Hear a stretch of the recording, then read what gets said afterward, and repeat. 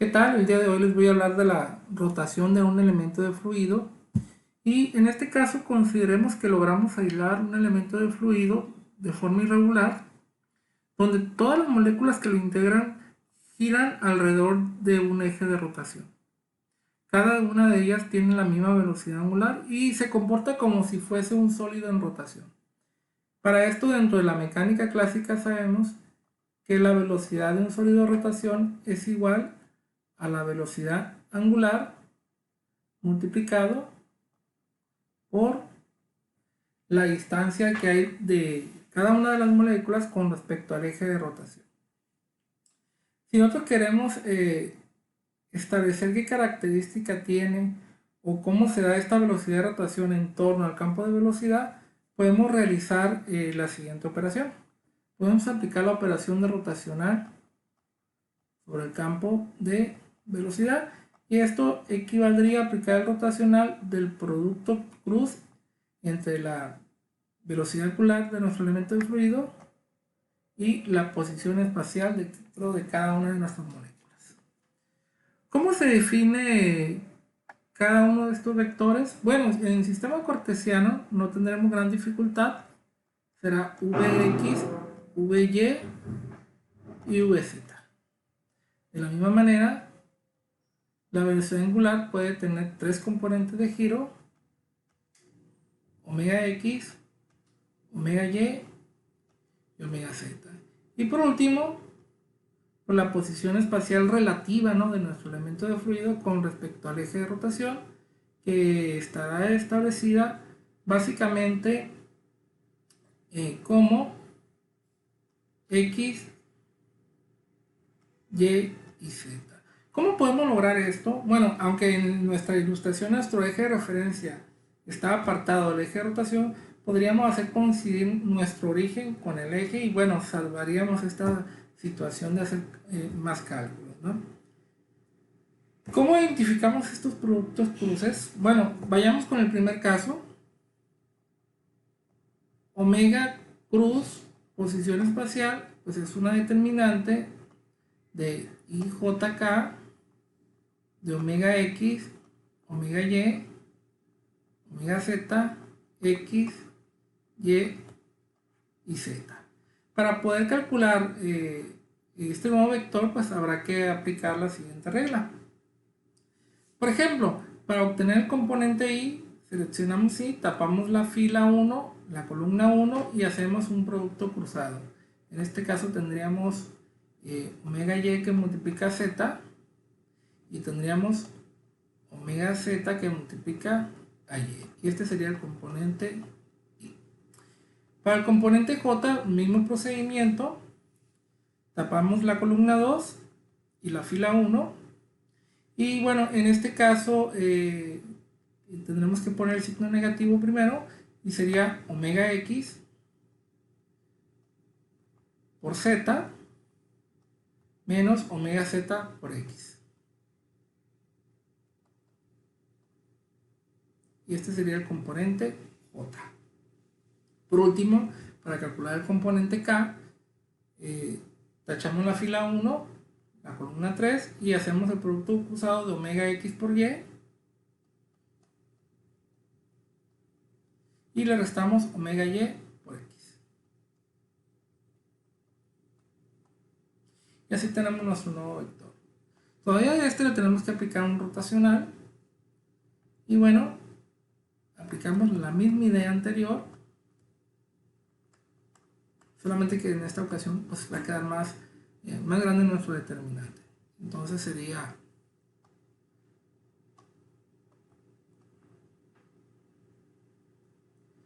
el primer caso sería igual y solamente que en el caso de Nabla pues sabemos que es un operador y aquí iría la derivada parcial con respecto a x. Del primer componente del producto cruz omega r y el primer componente es esta diferencia de productos que sería omega y z menos omega z y. Pasamos con el segundo componente, sería el j, sería el vector Nabla, que sería la derivada parcial de y nos apropiamos del segundo componente. Yo creo que aquí nos conviene invertir. pondríamos primero omega zx y sería menos omega x multiplicado por z. Y terminaríamos con el último componente, que es el k, que es la derivada parcial de z y su versión de dicho componente, que en este caso sería omega x que multiplica y menos omega y que multiplica a x. Y listo. Ahora tenemos que realizar los productos que se calcularon anteriormente, pero pues en este caso usando operadores. Aquí lo pondré abajo. En el primer caso, pues tacho la primera fila, perdón, la primera columna, la primera fila, y nos va a quedar la derivada parcial de y afectando a este elemento.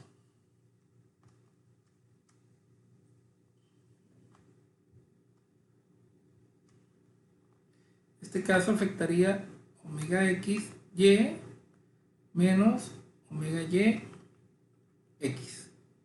A esto le tendríamos que restar ahora la derivada parcial de z con respecto a este elemento.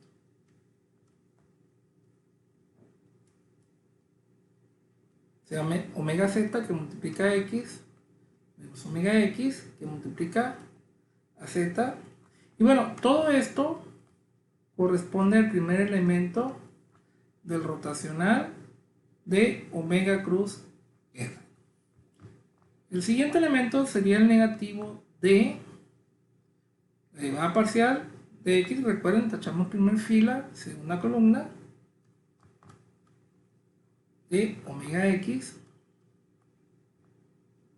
y menos omega y x menos la derivada parcial de z con respecto a omega y de z menos omega z de y.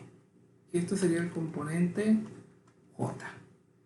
Y por el último, el componente k, tachamos la primera fila, la última columna y nos quedamos con la derivada parcial de omega zx menos omega x por la posición z y luego la derivada parcial de y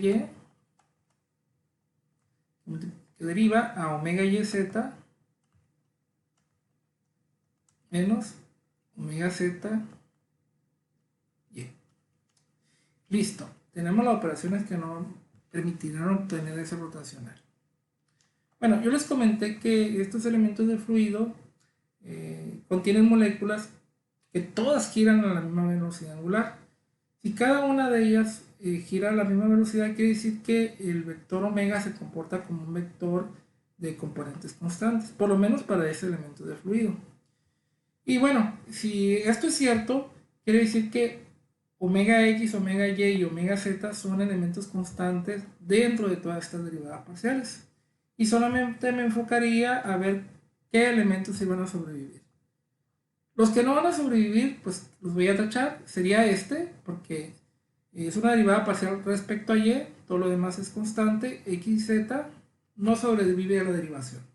Otro que no sobrevive es este, porque es con respecto a z y tenemos el componente x. Uno más sería este, omega x y es constante. Otro más sería este, que es derivada respecto a z y no contiene nada de z. Y seguiríamos con este y por último con este. ¿Qué pasa con respecto a los que sí van a soportar la derivación? Pues fíjense que por ejemplo omega x por y derivado respecto a y solamente me va a quedar el valor de omega. En este caso va a ser omega x. Y bueno, aquí lo que tendremos ahora es que del otro término lo que nos resultará sería también omega x, pero negativo. Con el otro negativo nos va a dar otro omega x. Y esto sería el componente y. Respecto a los otros, vean, la derivada me daría menos omega y, pero con el menos se volvería omega y y de la otra obviamente que también nos daría más omega y, que sería J.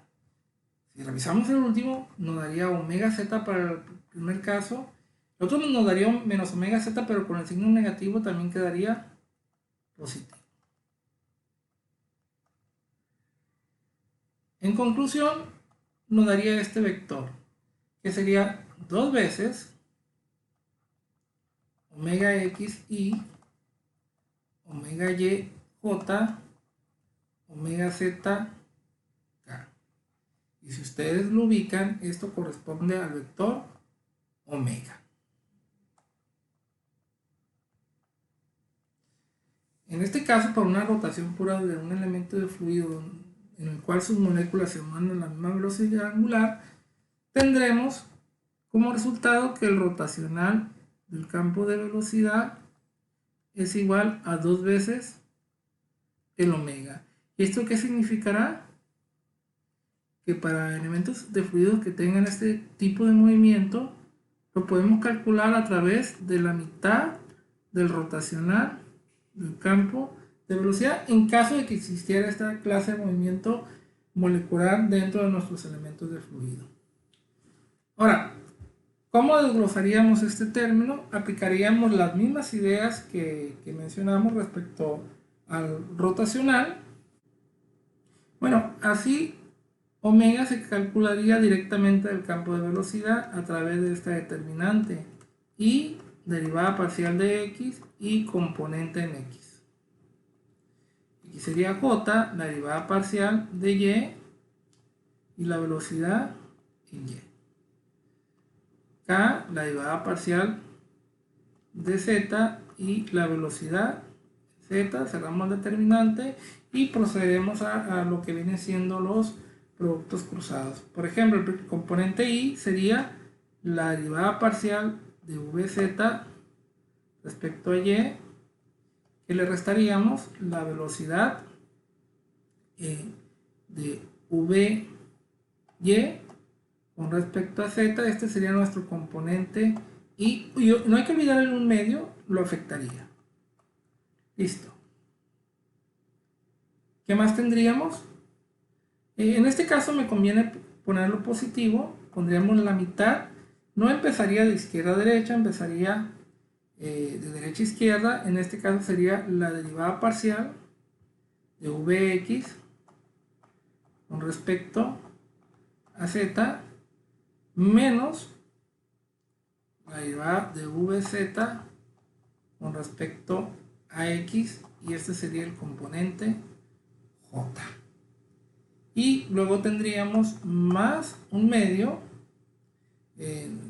calcularíamos a través del producto cruzado de la primera columna con la segunda columna, que sería la derivada parcial de vy con respecto a x menos la derivada parcial de vx con respecto a y, y este sería nuestro componente k.